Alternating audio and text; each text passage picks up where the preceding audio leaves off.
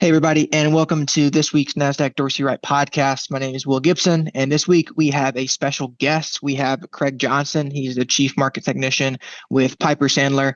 I've been fortunate to get to know him a little bit over the past year, converse every now and then. John Lewis, also with our firm, has known Craig for a while now. So, Craig, thank you formally for being on today. We really appreciate the time. Thanks, Will. I love being on the show and happy to come back anytime you'd like to have me or That's awesome. Or put up with me, shall I say? No, that's fantastic. And I was watching yesterday. I saw you on CNBC unknowingly. I just turned on it and I saw you on like, oh, there's Craig. So pretty excited for the conversation today, especially kind of reading through your work lately and also hearing some of your comments about the market. Maybe a minority opinion right now, but we're seeing a lot of the same things. So should be a pretty good discussion. Yeah, I mean, I'm clearly my viewpoint on this market is way outside of consensus at this point in time, and I certainly feel a little bit like kind of Rocky Balboa at this point in time.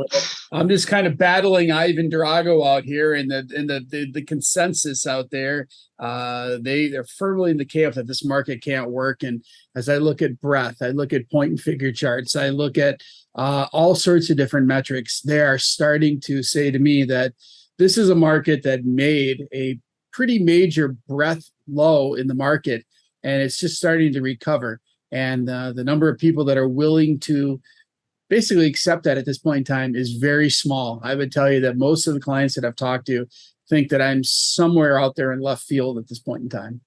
Wow. Well, we'll definitely get into some of the mechanics of that and things that you're looking at, things that we're looking at. They're maybe aligning and differing, but maybe before that, just general. I think this is the first time being on the podcast. So for people who don't know you yet or aren't familiar with your work, maybe some background, how you got into the business, how you got interested, what types of things that you look at now to make your decisions. Yeah, absolutely. So I've worked at Piper Sandler now since 1995. And what really got me into the business is I feel very fortunate. When I was in college, I figured out fairly early on that I really like the market. And I went through, did a lot of fundamental work through college and those things, and sort of discovered charts when I was doing an internship. There was a gentleman by the name of John Alardo who used to hand me some chart books and stuff like this when I was at Drake University in Des Moines. And that really sort of ignited the passion for me to be looking at charts on a regular basis.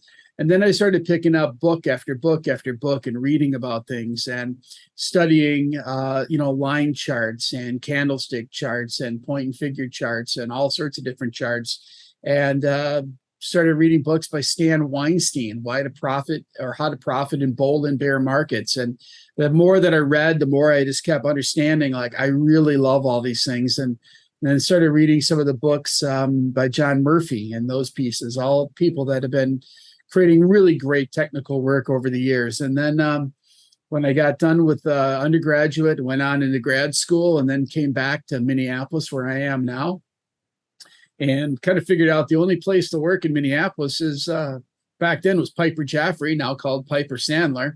So I found there was one gentleman that they were running a small technical department, and I pretty much hounded him like every day for 6 months to get a shot to get into the business. And he gave me the shot. He saw the passion and let me in, and been here since 1995. But I remember I started here at Dorsey Wright as an intern in 2018. Tom Dorsey at the time was very active, I would say, and he did a lot of my instructing. He spent a lot of time with me, sat down, and definitely got me excited about the technical side of markets, kind of like yourself. I'm educated in the fundamental side, still kind of look at some fundamental work. Of course, it's still very relevant to what's going on in the market, but I think the technical side tells you what's going on right now and gives you some good risk management. Absolutely. You can use it for idea generation, risk management, the technicals and everything else. And Will, I got to tell you, I had the great honor to be on a panel with, Tom just a few years ago for the CMT Association. And what an honor, brilliant stuff. The point and figure chart work that he has done is over the years, and everything that he's built is absolutely phenomenal. Nothing better. And I Wow. just wish more people would start to think about the point and figure charts even more, because they are a tremendously valuable tool. I use it for setting price objectives, and I use it for setting price objectives on stocks and also the market itself. And I remind people that you got to play the piano with two hands. I think I've heard that from Tom and others over the years, and that's exactly what the technicals do, and the point and figure charts will help you do. And it's this is all really good stuff to be putting together. And not to mention, Will, I've also had the pure pleasure over the years to be able to sit and have conversations with, a John Murphy, John Bollinger, to a Ralph Acampora, to a Tom Dorsey. I mean, all these things. The CMT Association, for those listeners out there, is absolutely the most terrific organization. If you care about charts and technical analysis and you're passionate about it, you definitely have to look into the organization and become a member.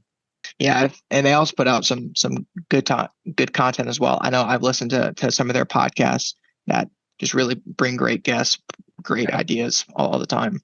That and great content, and it'll be the 50th anniversary of the CMT Association coming up next year. So definitely something to pay attention to. Yeah, and markets too. I know we've had a lot to pay attention to lately as it relates to their charts in particular. I was looking through some of your recent charts that you've been highlighting, some major themes that we can kind of talk about. One of them, I think, was breadth, really across the board. I know in your reports that was a pretty big focal point and something that's really shaping the way you're viewing the current market setup. Well, it's amazing that history may not repeat itself, but it does tend to rhyme. And market breadth is something that I don't think gets enough attention from people. It's pretty fabulous that at Piper, that over the years we have created this gigantic database where we are literally looking at every single stock above a $2 price, $25 million market cap, and we can literally wrap all this up and create these great statistics on market breadth. And looking at 406 different industry groups that we've created too. This allows us kind of the unique opportunity to really understand breadth from the bottoms up in this market. And it's not very often that we experience levels and readings in those indicators like we just saw in June. It was a breadth washout. And we have seen these kind of washout periods. When you go back in time, you will see the sort of breadth washout that happened in March of 2020. We also saw the breadth washouts in a period of time very similar to 2018, 2016, where some of the other washouts. And the washouts and these breadth sort of moves are actually becoming sort of even more extreme than what we've seen in the past. And we just were there. And when we get to these sort of really washout levels, you typically see a pretty good thrust coming off of these lows. And that is what I think people have not been paying enough attention to into this market. A lot has already been priced in. Breadth is really washed out. We're starting to recover, and we can look at it in several different ways. But our work is suggesting to us that, and our back-tested work will suggest to us that we could see about another, historically, we've seen about an 18% sort of breadth when you get to those readings in advance in the S&P 500. And that typically takes about 31 weeks to play out. So if that's right, I feel pretty good about my year-end objective of 47.75, and what had been a really tough first half of 2022 probably ends on a pretty good and a pretty bright, note and tone. And I think that'll probably leave markets sort of unchanged for the year. What a heck of a year it'll have been to have gone down the way we've done, recover the way we've done. And if you didn't time the market and you didn't incorporate technicals and these kind of tools into it, you would have missed the key turning points in stocks and the market, and you would not have performed well and outperformed. Yeah, it's been a difficult year, and I think even 2020 had very different experiences for sure, but in terms of starting point to end point, a lot happened in between. Maybe this year is one of those years again. 2021 was really difficult as well, at least for trend following strategies that we would employ. A lot of directional changes, sector leadership handoffs.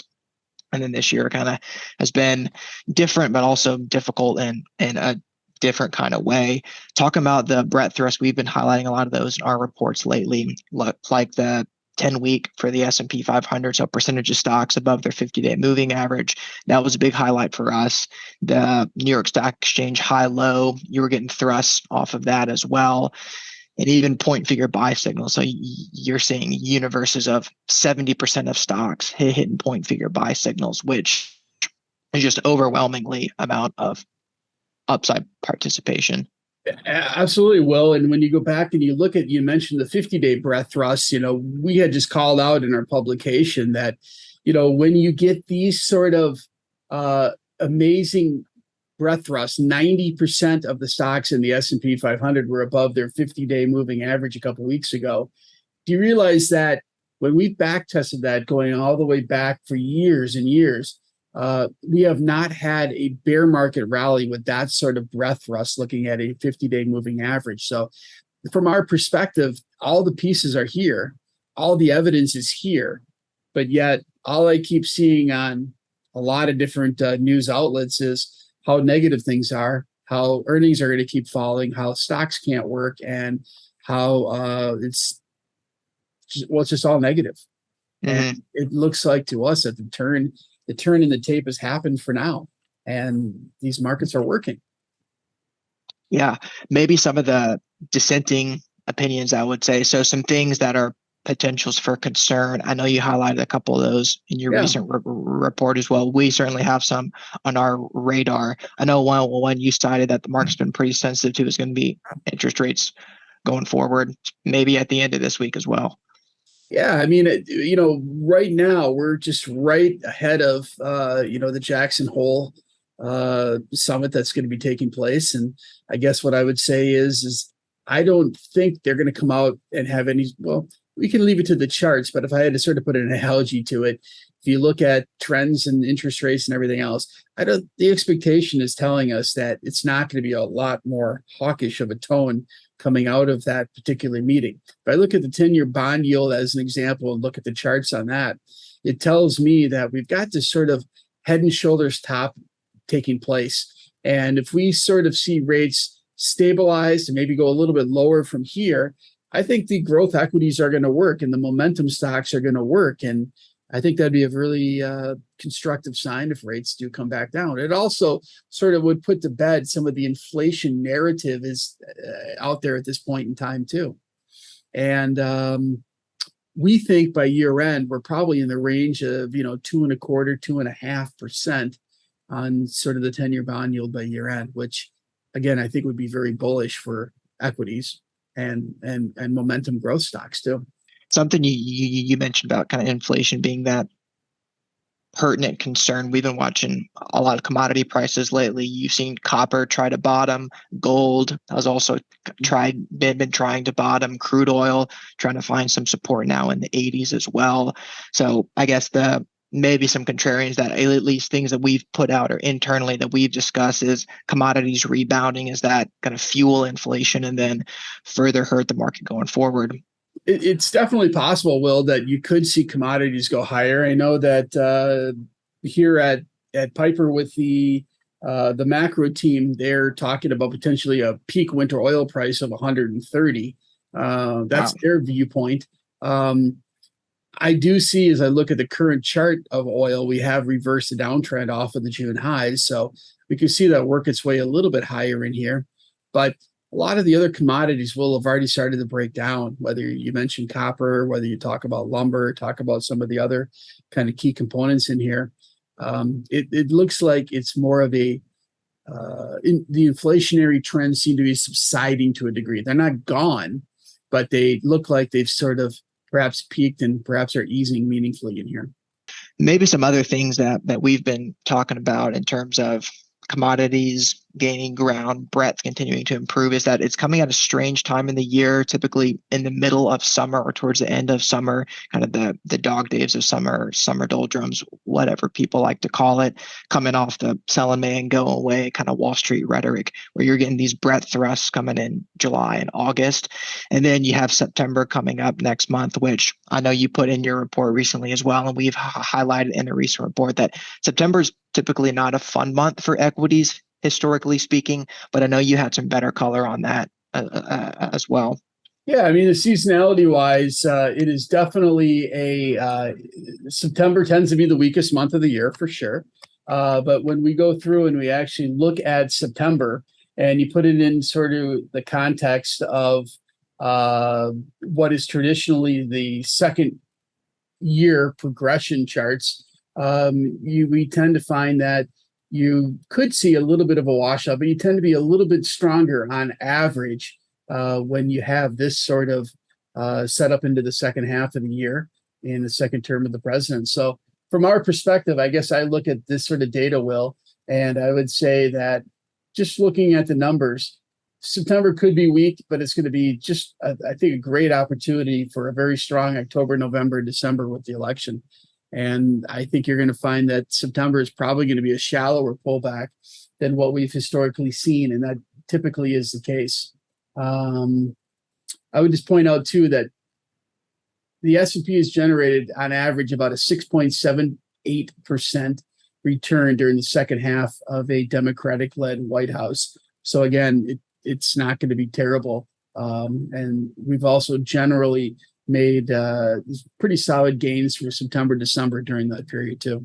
I've anecdotally commented with people before that it's rare that you actually get an average return for the year. You're typically well over, well under, but averages can at least give you some confidence on the direction.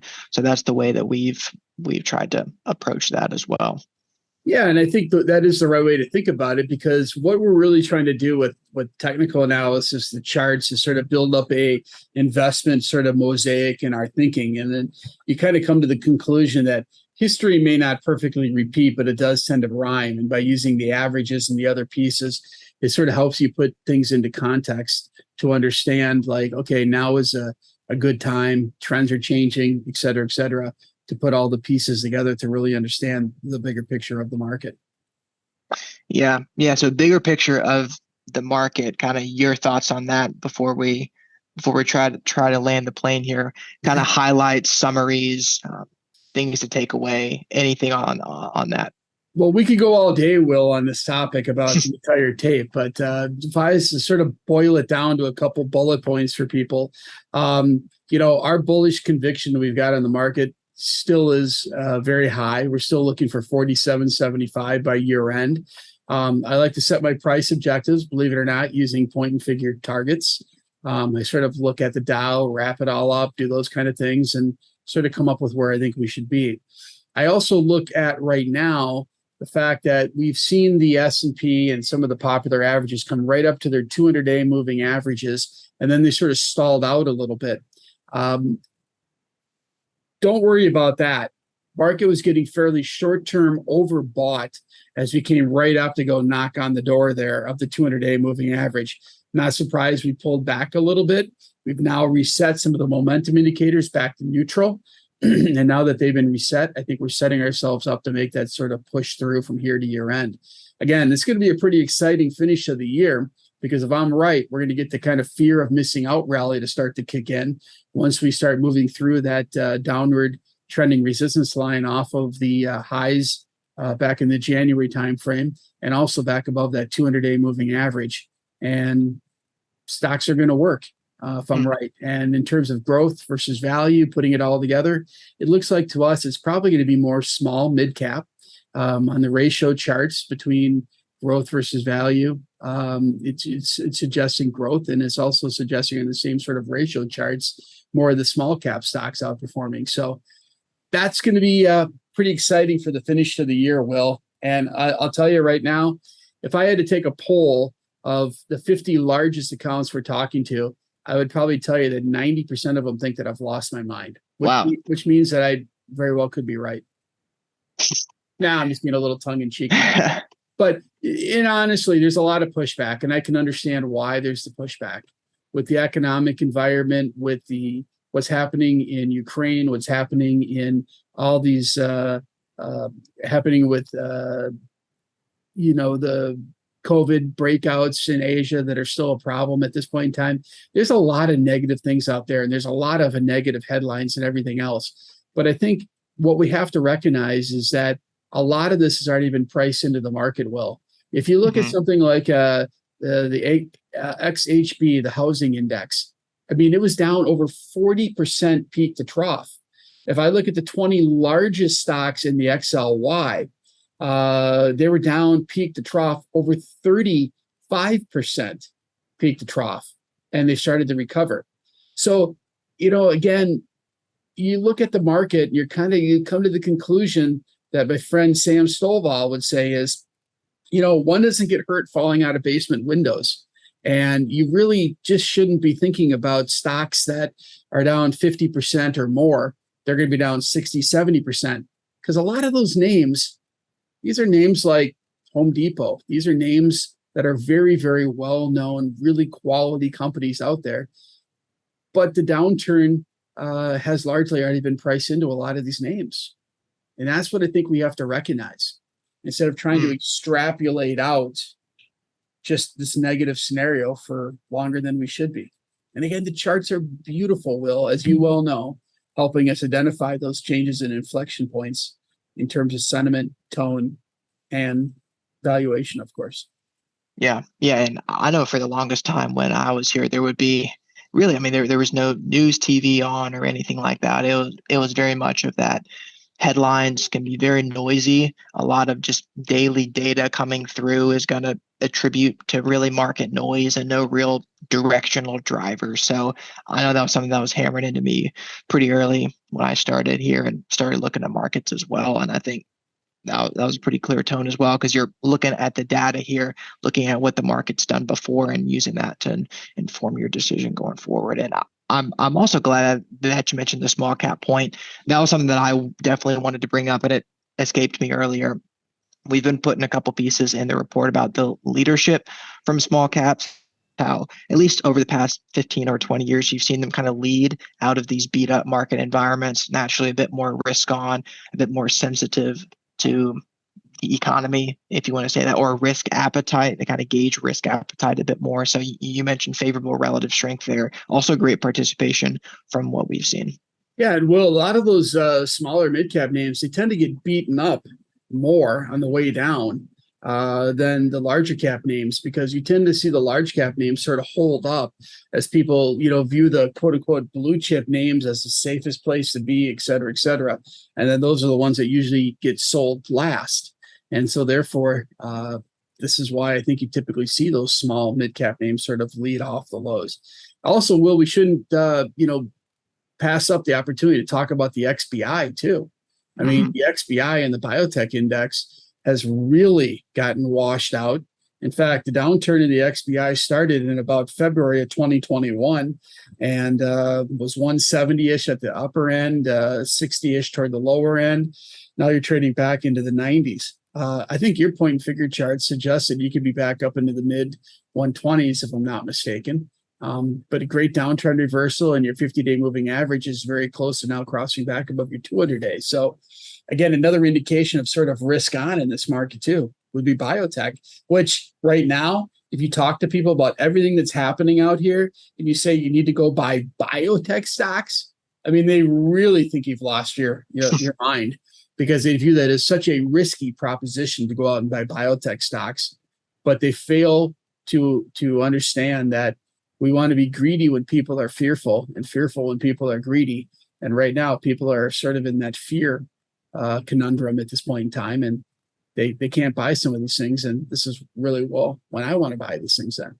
I'm sure listeners of this podcast will be really appreciative of that, like I am. Thanks for spending the time with myself over the past year or so, and also like this to share your wisdom and thoughts. Thanks, Will, for having me, and happy to come back anytime. And I hope to see Tom next time I'm in Richmond. All right, Craig. Well, thank you again for being on. Thank you, everybody else, for listening to this week's podcast. If you have any questions for us, don't hesitate to reach out per usual. Other than that, I hope you all have a great weekend.